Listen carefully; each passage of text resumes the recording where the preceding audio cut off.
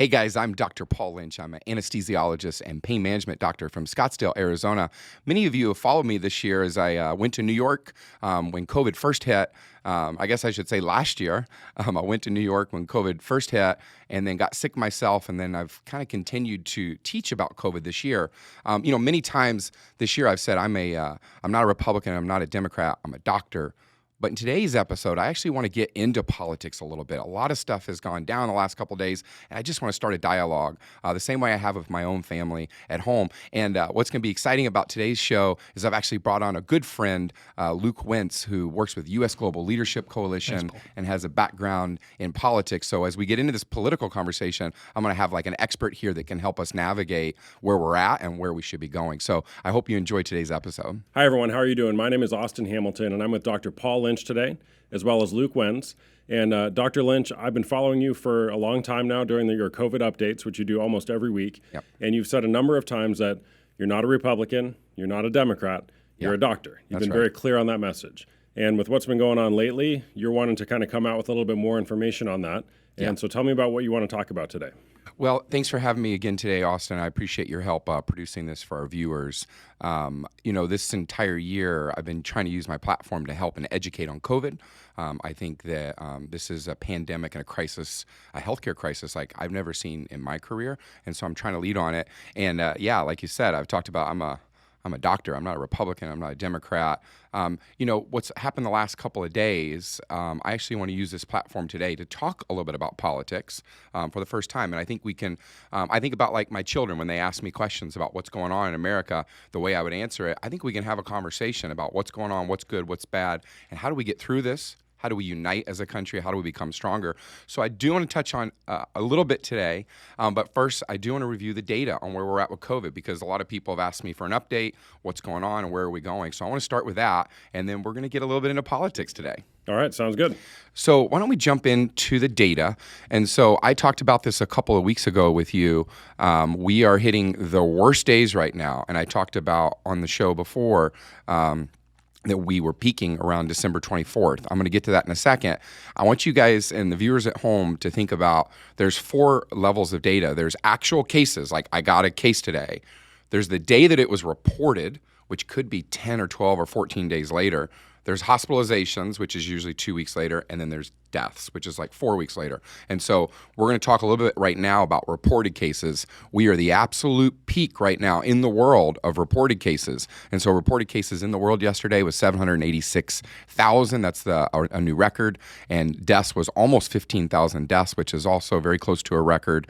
If you look at some of these countries, Brazil reporting 62,000, the United Kingdom 62,000. This is certainly hitting the world really hard. If you can click, and by the way, I always put these links below, but this is worldometers.info. If you click like on Europe, you can see just Europe had 272,000 cases in a day. I like to do a deeper dive on the United States of America. Almost 22 million cases, and Austin, I've told you in the past, a good metric is to triple it. Whatever you see, it's about triple. So there hasn't actually been 21 million cases of coronavirus in the United States. It's more like 60 million. And so we kind of keep an eye on that number. We're not going to have herd immunity until about 70% of the United States or 75% has contracted this, and we don't want that, and that's why we're pushing so hard on the vaccine. We need 70 or 75% to either have got COVID or to get vaccinated. And so we're probably more like 63 million people that have contracted it. This number is just super sad to me.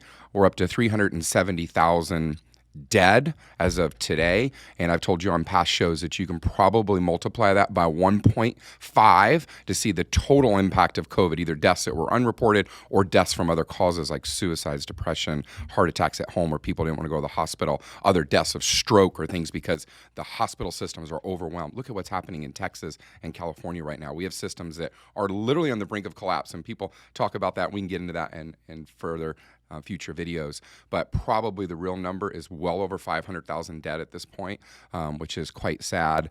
I want to dig into the data from yesterday in the United States. This is an absolute peak for reporting of cases. And I want to say that again. I'm going to show you guys the peak of actual cases was almost 2 weeks ago, but the reporting of cases now are peaking with 260,000. Now deaths, they truly are peaking right now.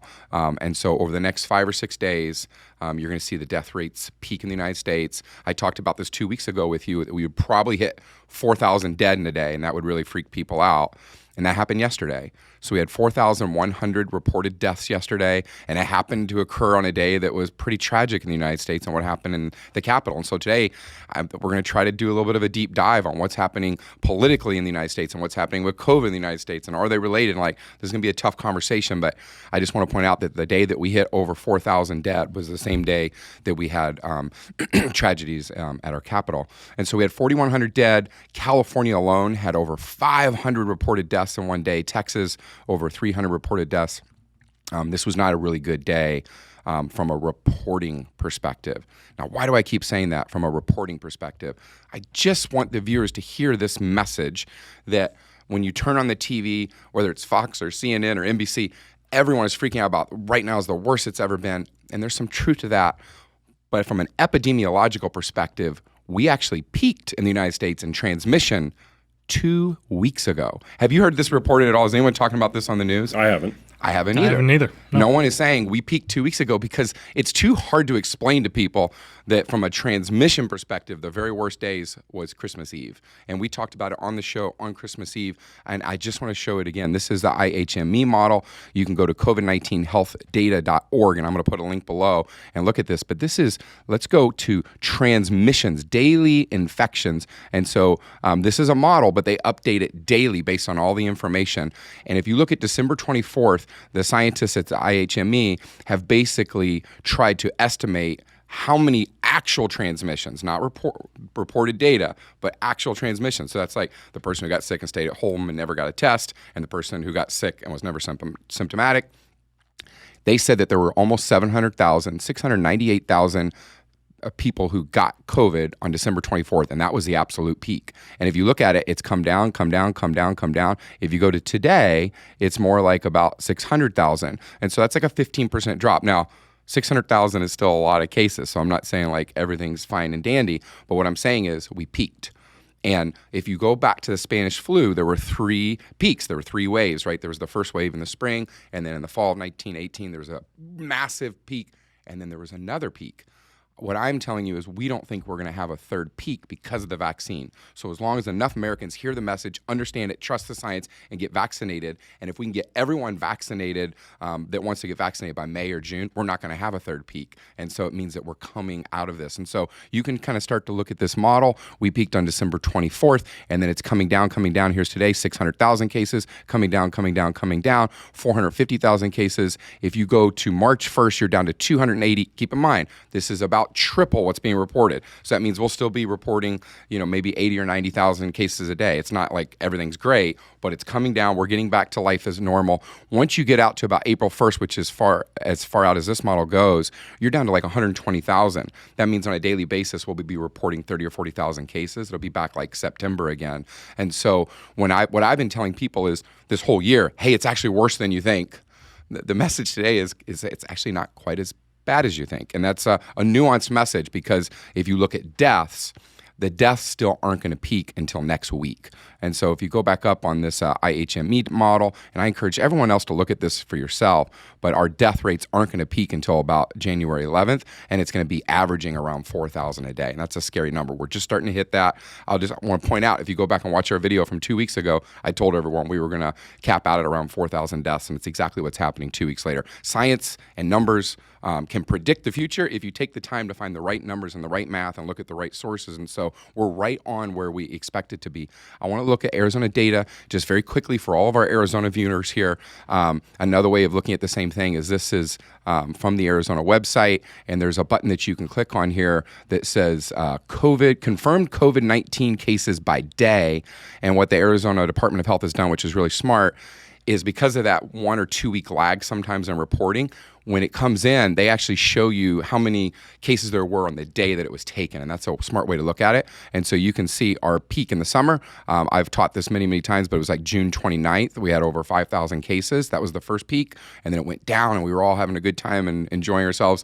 And then we got hit again. But the peak looks like it was December 28th in Arizona. And so keep in mind that model I showed you before was December 24th. That was the entire United States. Arizona peaked slightly later, 3 or 4 days later, according to this data. And if you look right here, December 28th, we had over 10,000 cases in one day. That was actual people on December 28th who got tested. They may not have reported that until yesterday or the day before, but that was the day. So we're still almost 2 weeks out, a week and a half out from the actual peak in Arizona. And I think that's a good thing. So there's a little bit of a message of hope that we are getting through this. We're going to have some bad days and deaths over the next 2 weeks, and then we should start to get better month after month. I'm telling my business when they ask me, like, what are we doing with our clinics and what are we doing with patients? And I'll just tell you, Austin, we're still over 50% of our visits are telehealth. And we do that intentionally to save lives, to protect our patients, to protect our staff, over 50%. But as I'm looking at the spring, I think we start to get back to normal in April, maybe May. Certainly by June, as more and more people get vaccinated, we're going to get back to normal. So that's my update on the data. I want to just tease what you said in the beginning. I think it's time to talk a little bit about politics, right? Because I've avoided it the whole year very intentionally. And the reason I think I changed my mind yesterday was because I realized that politics are beginning to affect our health. And so as a doctor, I may not be an expert on politics, and I don't have to talk about Republicans and Democrats, but I think I can talk about the concept of politics. But I told you yesterday, I'm not the expert on it. Why don't we bring in someone who is an expert? So why don't you introduce our friend Luke? Yeah, Luke, glad to have you here. Tell us a little bit about yourself. Thank you very much, Austin. And Paul, thanks for the invitation to join you. Earlier in my career, I ran a congressional office and a congressional campaign. I'm still very involved in the political sphere as doing work for a national foreign policy organization, which I basically like to say we do domestic policy work in the context of foreign policy. And I also run here in Arizona a government relations consulting firm. And I couldn't agree with you more. Today is a day that we need to have this conversation. Yesterday, we saw one of the most devastating things that has happened in this country in a very long time. And it's time to have that conversation because, as Paul said, if we don't address it, it's going to continue to exacerbate and get worse. And let's have the conversation. It's important. What's going on? And so thank you, by the way, for joining us. Luke and I have been friends for a long time, and I see you helping a lot of people in your kind of approach to politics. What's going on in America right now, and how do we get out of it? Right. Well, again, Paul, thank you for the invitation. The best way I can put it is all of us saw yesterday when we were having a conversation about COVID, and then there was a conversation about the integrity of the election.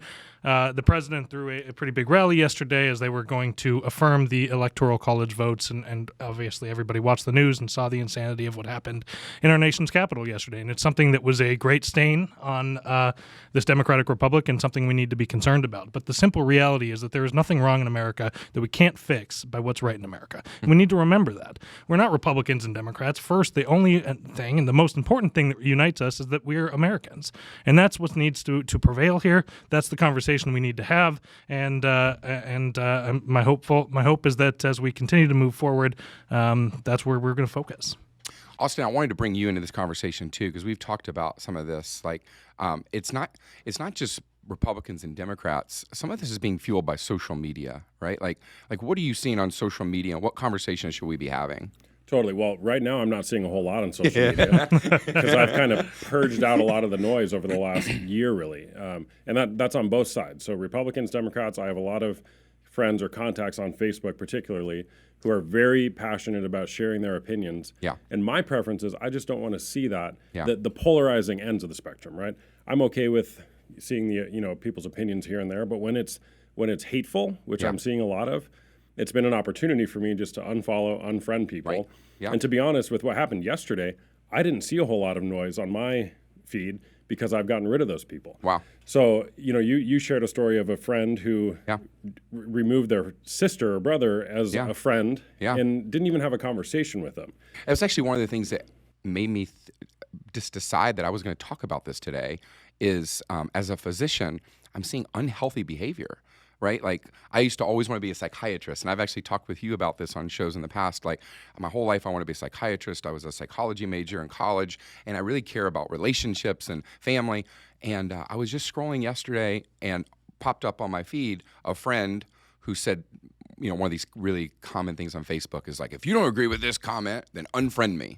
And then everyone, of course, that causes, triggering for people and, you can unfriend me. And then the person's sister came on and started arguing. And then one of the friends argued with her sister. And then before you knew it, she said, I'm blocking you. I'm unfriending you. Like, to her own sister, like just removed her, and it wasn't like a healthy, like what you're talking about is healthy, is like just remove people that are causing strife. This is someone's family. And I think of that as like a psychologist or as a physician and think, this is where social media is actually fanning the flames, and the dynamic and the way it's set up is ripping people apart and relationships apart. And I think we need to have a conversation like, are Republicans and Democrats really that different? Are blacks and whites in this country really that different? Like, or do we have to use these things, these labels, to rip us apart? Or what did you say to me yesterday when we were talking about it, like the differences in Americans? Well, I think what's so problematic is that we have to remember that we are Americans first, right? That we what brings us together is so much more powerful than what divides us. Yeah. And I think you and I were talking about this. There was a time just 50 years ago where the Venn diagram was a lot closer together, and now they barely touch. And that's a problematic thing. And I think what's happening is as America realizes the problematic reality of this, there's a growing middle that is becoming more and more vocal, that are feeling empowered to talk about this issue. Because as we get the fringe left and the fringe right, people on both sides of the political aisle, one side that thinks that everything that's wrong in America has problems is because of Republicans, and one that thinks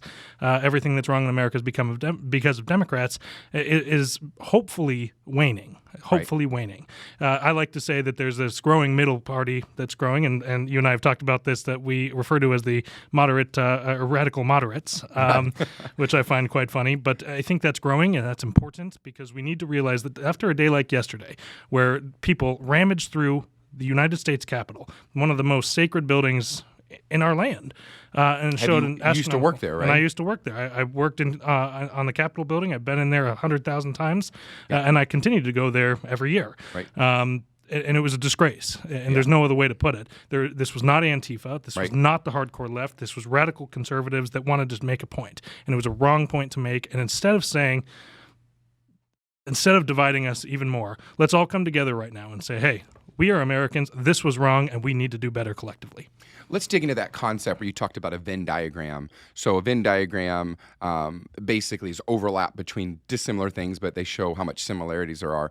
There was a chart, and we can probably find it and attach it below in the comments, but that showed 30 or 40 years ago ideologies between Republicans and Democrats and how much overlap there was. And it was like 75 or 80% overlap, where most Americans agree on most things. And then you push that out over time, and you see it spread out and spread out and spread out, where now they don't really touch at all. And it goes a little deeper. If you dig into the social psychology of it, most Republicans now say they don't have many Democratic friends, and most Democrats say they don't really have very many friends that are Republicans, and we're just so divided, and we're doing this to ourselves. The question I have for you, Austin, is why do you think this is happening? Is it media? Is it social media? Like, what's driving this? Yeah, my point of view on that is it is media, and it's social media also, that people aren't able to have conversations with one another. So I found with a lot of people, I'll see them post things, maybe I'll post something, although I really have stayed on the sideline for the most part this year, but I'll have a lot of judgments or opinions about them, and they may have them about me also. But when we actually get together and have a conversation in person, in real life, we realize, we actually agree on most things, and the things we disagree on are really, okay, fine. We have to disagree on something. We're not the same, right? So I think social media just fuels that fire in an unhealthy way from what I've experienced.